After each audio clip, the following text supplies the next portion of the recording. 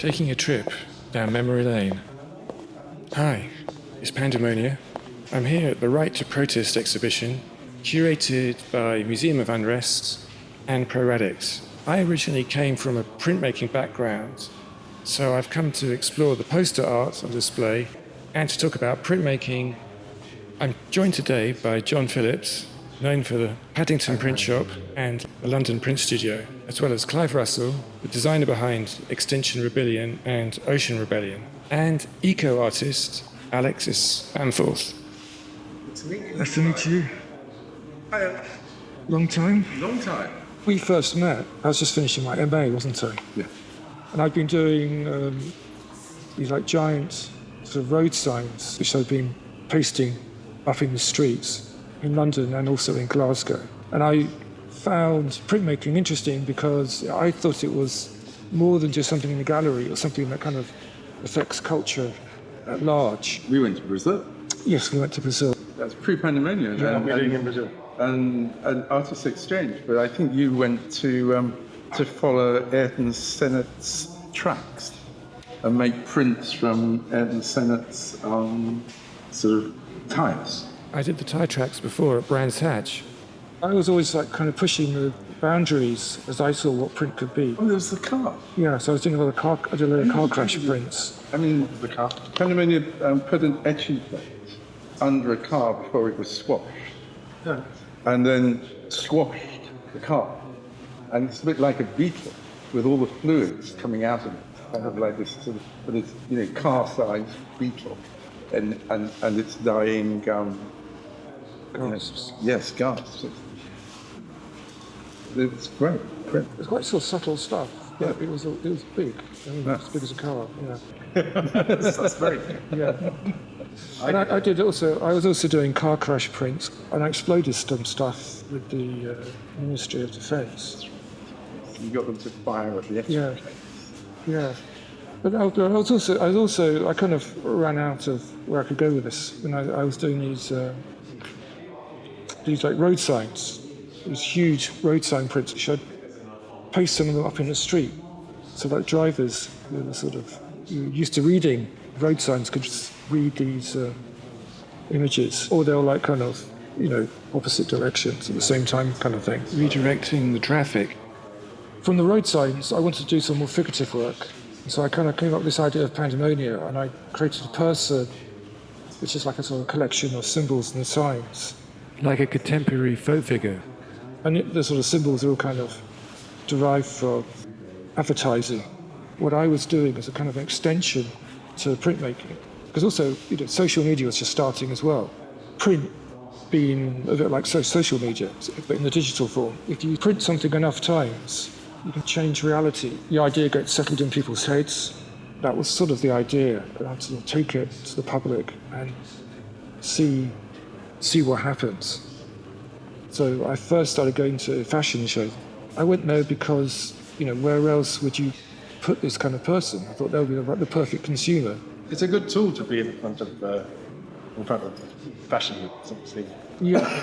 They're big consumers, and it's one thing you can quite easily change, even though nothing much really changes. When I first started going, it was a massive reach I managed to get. I had people, in China, and Japan, and America, Australia, everybody was sort of chasing me around for interviews. Looking recently at older incarnations of the costumes, Yeah. they seemed a lot more detailed back then. Now it seems much more simplified. So I thought maybe that's a sign of the times. No, it's not a sign of the times. It's more, I try and reduce it. I think the more minimal it is, the better it is. I think it's Kind of like poetry. the less The more you work on it, the more you throw away. I think the less fussy it is, the better. And the whole thing of it, like being a cartoon as well, it's like it's like the idea kind of exists in public's minds. They've got to sort of make it alive. One definition of print was a powerful impression from the mind and soul. A bit like the idea of an impression, which can be something which is a physical impression on paper or an impression that you get mentally. So that's the origin of the word print. I would argue that one look at you up and down, and you make quite an impressive print. Yeah. But that's different in a sense from the poster technology. These posters are asking for sort of direct action. And my work is more kind of dismantling and questioning things. It's more allegorical. It's not so direct. In today's media world, we all live partly in an artificial space. Our identity is split between who we are and who we show online. We are always performing. This line, the second line down, I downloaded off the internet, and that's a kind of selection of contemporary images that people are putting up to have downloaded. Everything else on this wall, with the exception of the one in the top left corner, is either from Paddington Print Shop or people like me or people working at Paddington Print Shop or posters that I exchange with people. That is Peter Kennard and Cat Phillips.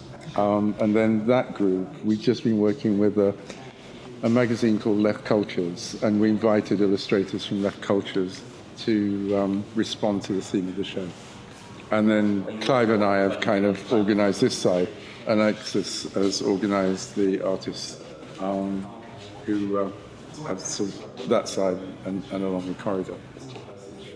Yeah, we've tried to bring in a sort of diverse mix of work. Yeah. Because it's important that we think broadly in the future. Use all media as possible. Do you think print is going to make a comeback? Like, I don't think it's never gone away though, is it really? I mean, it's a form which is sort of essential, but it's also important that we use everything. We think about other art forms that we haven't imagined yet. yeah. If we're gonna somehow manage our way through the mess. Yes. And think inventively through the polycrisis. So that's sort of one of the reasons why we've come together with these two organisations, RADIX and UnRest, to build some sort of programme. We invite people, invite groups in who are able to sort of think differently. Yeah. I think one of the things about print studios, print workshops, is that they invite people in to work alongside each other at all different kinds of skill levels. And Paddington Print Shop closed as Paddington Print Shop because the poster kind of went out of fashion. But it was very interesting when Clive worked on rebranding or creating the kind of overall look of Extinction Rebellion. They built into the whole idea print workshops that were spontaneous and kind of occasional, and you could set them up anywhere and encourage people to join in and make things that they could take away or kind of put in the street. Everyone loves making physical stuff, even though they may not have done art for years themselves. But they'd come along and they get the chance. They got the chance the other day to use some iconography from Phillips' work and mix it up with some stuff from Ocian Rebellion, Extinction Rebellion, or whoever of Paris. Redux. So there was a real opportunity there, and people obviously we very much need real things as well in the modern world, tangible, touchable things. People are going to celebrate that more and more as we lose it. So that's why print's never going to go away. Because I found the sort of reach of sort of social media. I find it's just changed so much that stuff doesn't go out. The algorithm is sort of calling the shots, sort of directing the narrative too much, so you can't really break through so easily. You're at the whims of whoever's got the money and is pushing it. Whoever owns it, yeah. And I think with print, because it's physical, but you can put it in the street and randomly you will pass it at some point. This Extinction Rebellion did its job in raising awareness. Of course, the iconography will live on, and actually it's sort of still on the rise in other countries, but in the UK, we're looking for new methods. Yeah. So Extinction Rebellion looked to be a mass movement, Clive moved on to be one of the people to form Ocean Rebellion, which is not aiming to be a mass movement, but aiming to be a small group that puts on, not unlike you, a kind of theatrical sort of image that's recorded and then distributed through kind of sort of infecting the social media and the mainline media. So they aim to create events that have strong images that then get widely distributed. Your posters turn the street into a stage. Do you think Spectical is still a tool for change, or is it now empty surface? I think you can always bring people's attention to issues by creating spectacles of one form or another. But you probably have to make new spectacles that are unexpected, because otherwise they become cliches. How do you do that? Well, for example, you decide that you want to make people aware of the damage that bottom trawling does to the sea, and you make a 150-meter long banner that is a net and dead fish, and you unravel it in front of the Ocean Conference of the UN in Nice, and you deliberately set it up so that the police try to arrest you and take it away, and what happens is spontaneously passers-by sit on it and prevent the police, all of which kind of creates a lot of news coverage, and actually you end up getting that information out into the mainstream, and people now become more aware of how wide those trawlers are. Going down there, there's a 150 meter length net. There's 40 meters. Only 40 metres of it. But I am actually aware of what they do and the damage, so it has penetrated through the media to me somehow. Do you think people are still fighting the same battles over and over again? People are fighting battles about equality, about misogyny, about racism, about housing, about just the right to be who you want to be. I think all of those issues are there and have been there for the last 200 years in one way or another. And they will be manifest in different ways. There will be slightly different agendas at times, but there are some underpinning things that have been there for a long time. There are new issues that people have only recently taken on board as being really important, and that's mainly the environment, because awareness of the environment has only recently come to the fore. Why do you think pop imagery works so well? Because possibly we see it as children. It simplifies the world and the issues that are being dealt with in visual terms. A little like you were saying, that your costume becomes simpler as time goes on, as you refine it. If you write a poem, it too becomes refined and simplified in terms of the elements within it. The wasteland was actually kind of quite sort of lumpy and full of things until Cummings actually edited it. Comics actually do sort of work on the same principle, that they reduce the kind of, the sophistication and the elaboration of the visual world, and at their best, actually kind of make the stories very, very simple, but can be quite profound. It's also kind of disarming as well, because it's kind of colourful, generally colourful and recognisable, and it's a sort of language that's in common use. And we spoke about this a moment ago, but I was saying, back then, the challenge was paper and ink. Now it's algorithms and platforms. Which gives more freedom, the analogue or digital? Does it have to be a choice?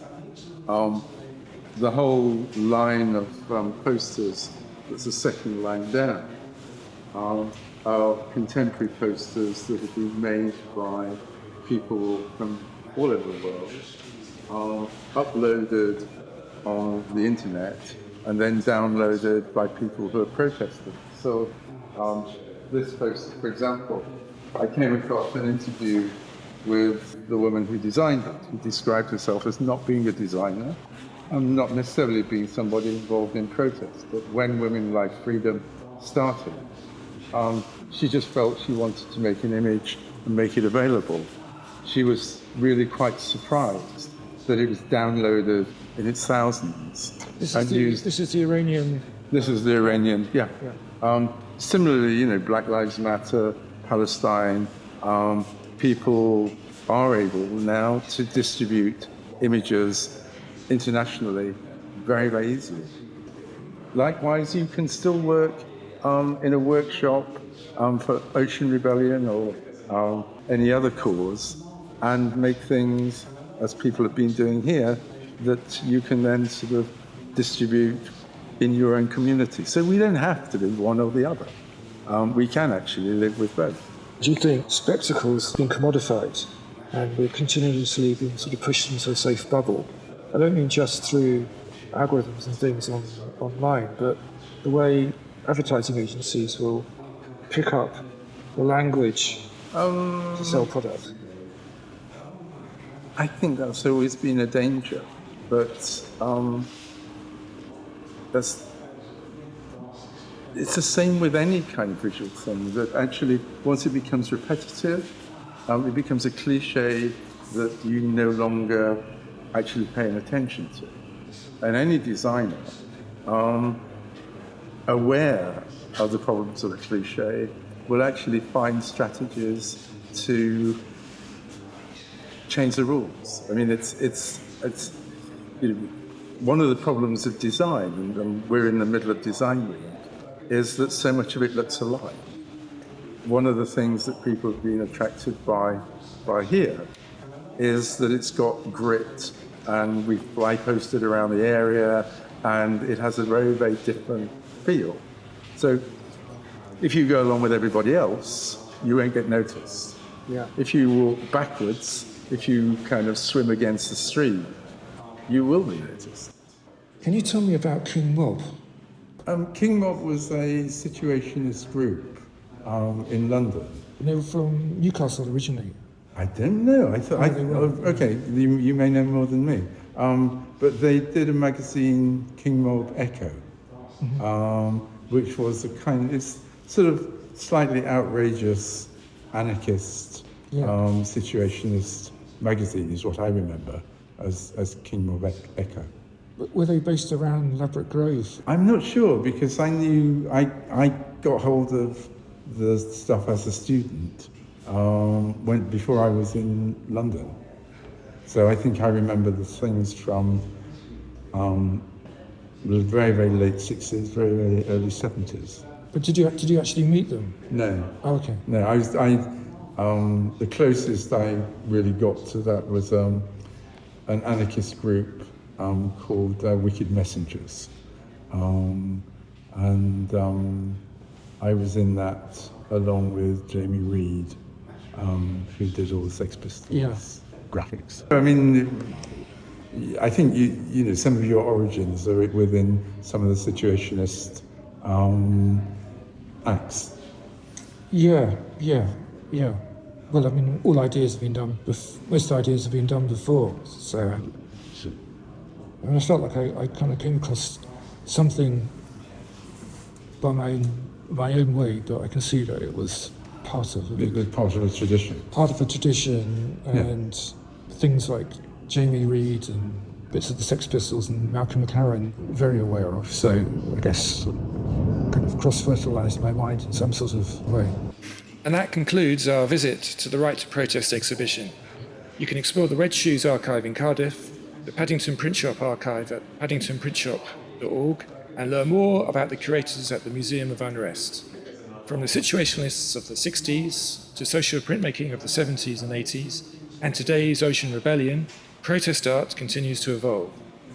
And now it's time for Pandemonia to walk backwards, swim against the stream. Until next time.